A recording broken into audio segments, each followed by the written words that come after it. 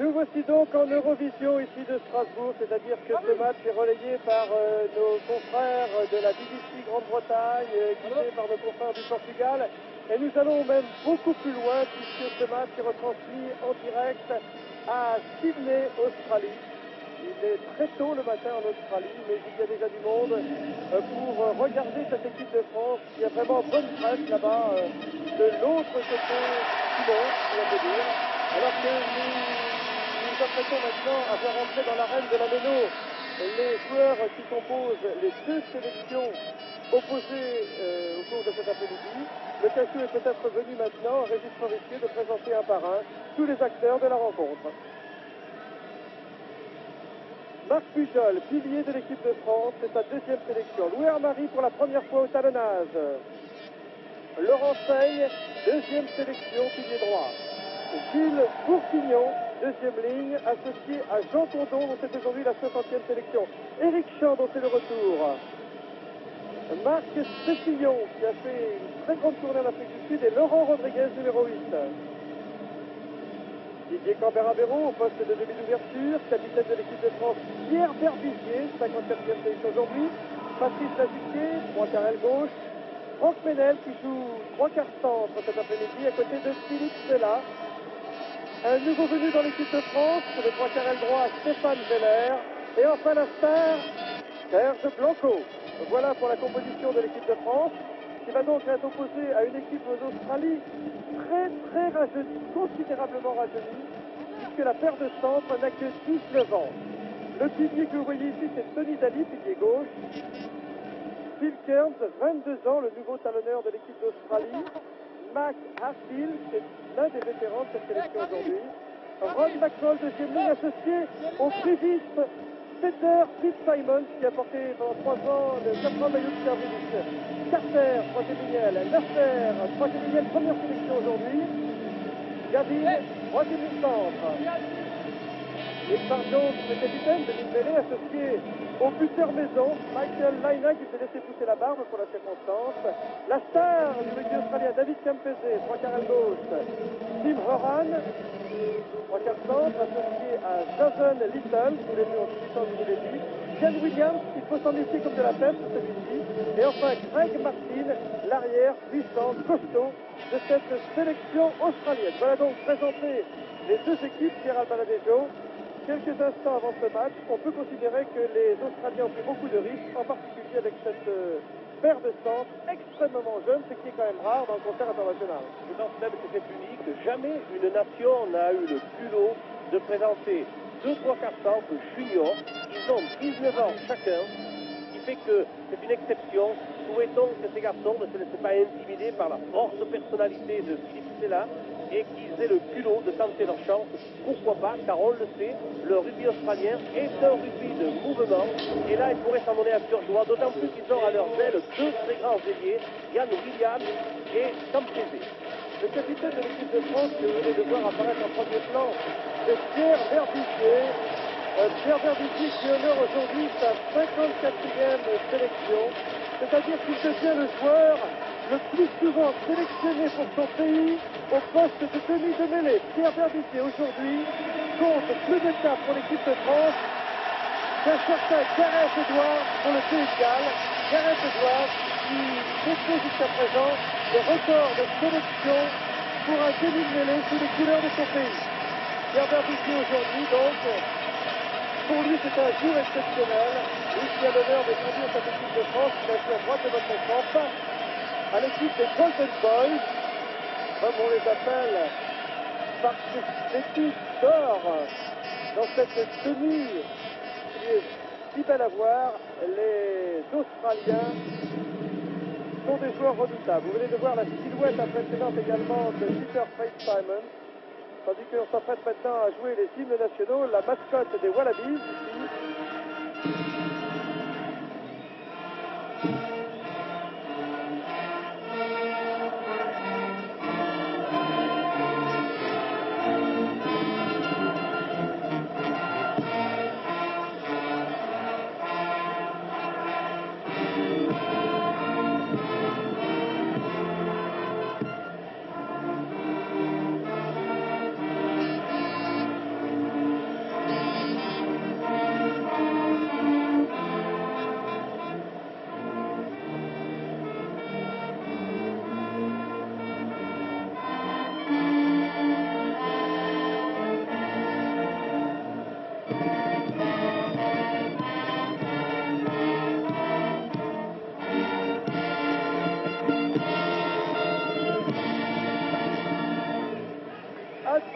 autre lieu de fer en l'honneur de l'Australie. C'est la Marseillaise en l'honneur de l'équipe de France.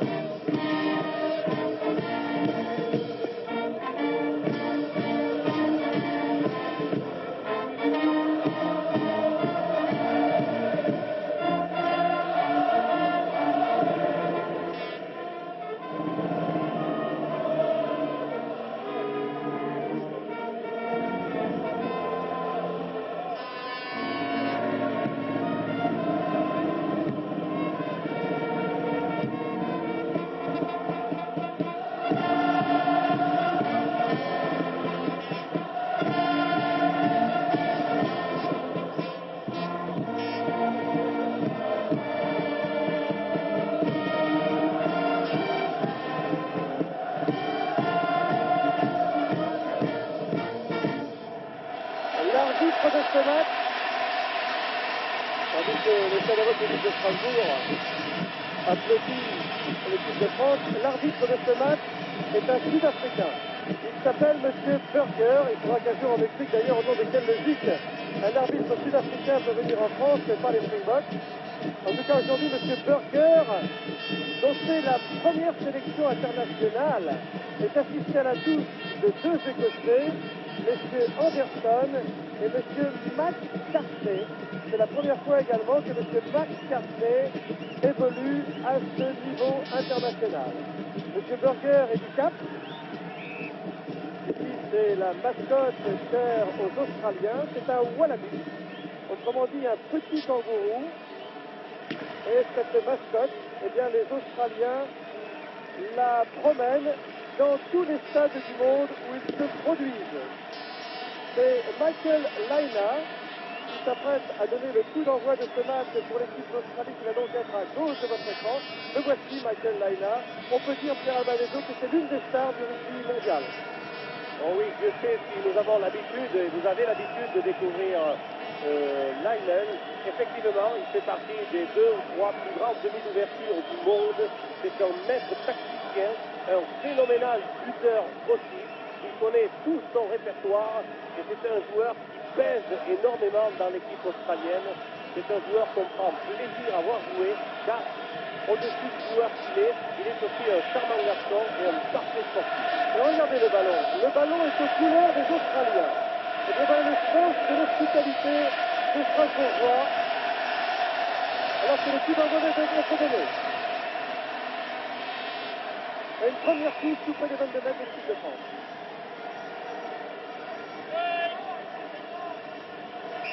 Il n'y a pas eu de rendez-vous physique escompté, peut-être par les Australiens, car ils avaient l'avantage de donner le coup d'envoi, donc de courir vers le ballon. Ici, c'est une touche à l'avantage des Australiens. Balle au sol transformée en une mêlée ouverte. La balle devrait être très vite. Attention à leur jeu. Non, l'arbitre avait sifflé avant pour une mêlée ordonnée, avec une introduction pour les Australiens, entre les Français. Alors c'est sûr que d'ailleurs c'est une première ligne très expérimentale du côté de l'équipe de France. Duval essaye et en arrière ça le match alors que Charles Jones en dribbling avait essayé de prendre un défaut de l'époque française. Dégagement en 10 de Serge Blanco. N'oublions pas aussi qu'en dehors de Lionel, il y a un grand demi de mêlée qui s'appelle Farr Jones. Il est quelque peu anticonné désagréable parce qu'il vole toujours à son vis-à-vis, surtout qu'il suit la position du ballon comme le règlement de l'autorité. Mais c'est un garçon opportuniste aussi, qui joue un rôle important dans les rouages de cette équipe australienne. Un fond de touche de son affaire. Pas droite, c'est la remise en jeu, pas droite. Une mêlée ordonnée. Avec l'avantage de l'introduction pour les Français. Et à 40 mètres de la ligne d'essai de l'équipe de France, cette introduction de Pierre Verbizier.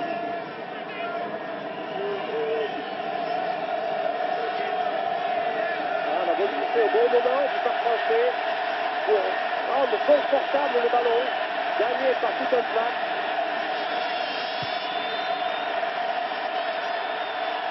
Greg Martin à la réception. La balle pour Tim Oran. Et Oran qui dégage en bout.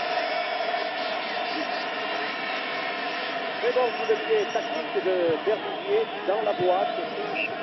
Voici l'un des bad boys de l'équipe d'Australie, Tim Oran. Là, là, vu l'emplacement sur le terrain, il est certain que si nous avions la balle, nous pourrions lancer une offensive. On a pris des dispositions pour ça. On fixe le bac adverse et on libère la balle. Didier Camberavero. Oh oui! Victor Bécus dans les 22 mètres de l'équipe d'Australie. Ah, il a fait juste Didier Camberavero et il met l'équipe de France en position de porter le danger dans les 22 mètres australiens. Marc Pujol en premier plan. À Nice, habituellement, il fait deuxième ligne. La plupart du temps. Gilles Bourguignon derrière.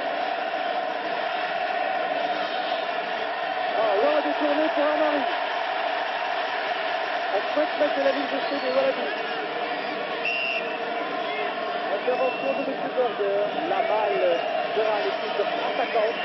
Celle qui joue dans les 50 mètres adverses, en l'occurrence la France, après que Eric Samp ait donné un bon ballon à Amari en position de relayeur, de silence. Attention, la mêlée doit être importante pour la France. Mais en jeu. Didier Camberavero, petit côté, la balle pour l'assister, plus qu'un mètre. Il y aura une pénalité, bien effet, hors jeu, à l'origine de l'action. L'arbitre a laissé jouer la règle d'avantage. Et il revient au niveau de la faute australienne pour donner une pénalité. À peine à 20 mètres des poteaux australiens. On sort que j'ai Williams. Une pénalité pour Didier Camberavero, première tentative. Vous l'avez bien vu, monsieur Berger, dans la 4e minute du match. Didier Camberavero se voit offrir par l'arbitre sud-africain de ce match une première occasion d'ouvrir le score pour l'équipe de France. Le 3-0 entre les deux équipes. Alors que le stade continue de se remplir, il est presque plein.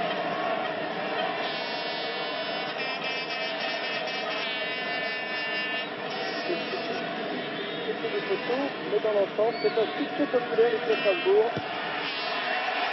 Ah, ça passe! Et succès aussi pour Didier Camberavero. Eh oui, c'est Didier Camberavero qui a l'honneur d'ouvrir le score en réussissant une pénalité avec l'aide du poteau gauche, c'est vrai. Mais c'est toujours 3 points d'engranger. Une occasion pour Lionel de faire la remise aux 50 mètres, remise en jeu. Incontestablement, il y avait faute. On avait très bien joué au niveau de la mêlée en gardant le ballon pour mettre les 3 quarts adverses en position de hors-jeu. Non, c'est vrai. Didier Cambé. Ouh, là, belle jeu. Oh là là, il a mis le pied en touche, il me semblait, non? Non, Campese a sauvé le ballon. En tout cas, c'est une touche dans le temps de l'équipe d'Australie qu'on va jouer. Le coup de pied de Didier Camberavero était énorme. Louis Armari qui le dos. Et Bernard Bizier qui récupère cette balle. Monsieur Anderson, le juge de touche conflit, c'était l'arbitre du match Lyon-Britannique contre l'équipe de France il y a un mois, exactement à ce jour aujourd'hui, au Parc des Princes. Récupération de la balle par les Australiens. Oui, pardon pour Laina. Dans les bras de Serge Blanco. Elle glisse cette balle, hein, Serge, attention. Denis Campese, qui évite à tous. Campese, Bernard Bizier en ouverture. Pour une relance. Avec Blanco et Belair. Première balle de Belair. À l'intérieur pour Blanco, ballon qui s'en va mourir en touche dans le camp des Australiens. Offensive, l'équipe de France sur cette action. Et voici Stéphane Belair, le petit nouveau. Il est militaire à l'heure actuelle. Il joue à Grenoble.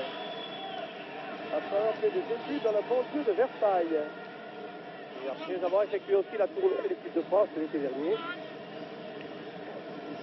En Nouvelle-Zélande. Touche longue à l'avantage des Australiens.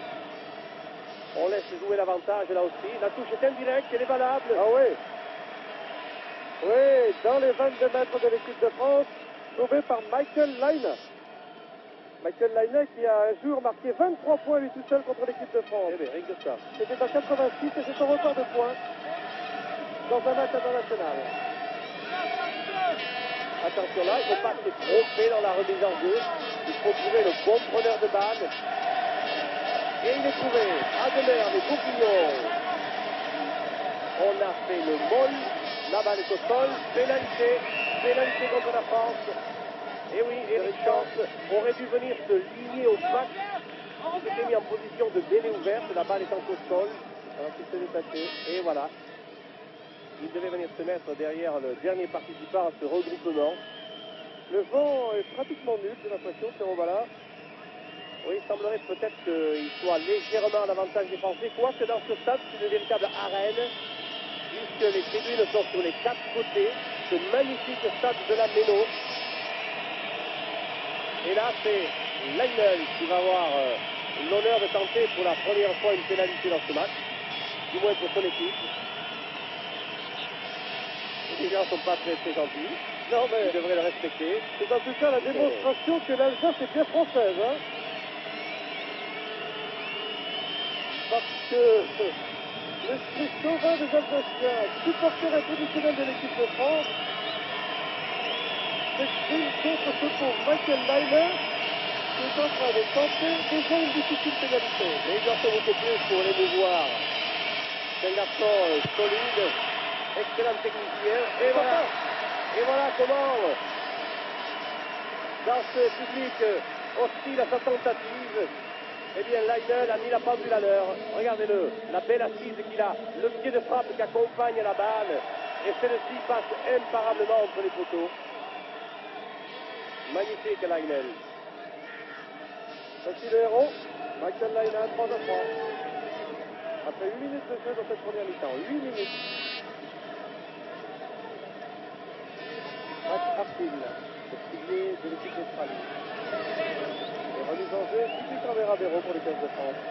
Oui, il va jouer une remise courte, au-delà de 10 mètres, c'est le règlement, mais pour permettre aux équipiers, oui, de prendre la balle et l'écart.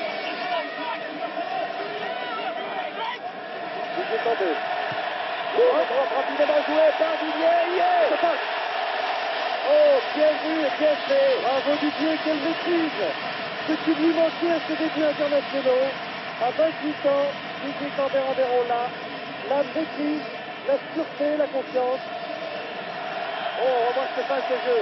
Une balle gagnée par le pack français. Directement Didier Camberabero sont les pointillés des 40, où il t'a, vous vous rendez compte, 42 mètres en coin. Et la balle passe juste derrière la barre transversale. Remise en jeu haute à l'avantage des Français, mise en difficulté par les packs physiques du pack australien. Mêlée en avant, balle aux Français. Près de la ligne de 22 mètres du 15 de France, mêlée. Les deux demi-mêlées de ce match sont capitaines de leur équipe. Gardien du pied pour l'introduction.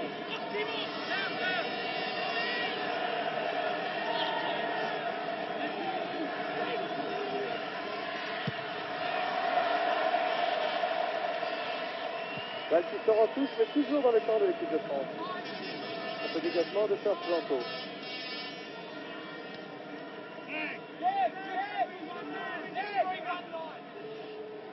C'est une touche demi-réduite avec 5 participants dans chaque équipe. À l'avantage des Australiens, semble-t-il, par John, Lionel, Réo, Redouer au point de chute. Il y a Vénère, courageux Vénère. Oui, ce n'est pas Vénère qui se tapera sur ce ballon. Hein. Il a du courage, il en a à revendre, les Grenoblois. C'est des équipes d'ingénieurs.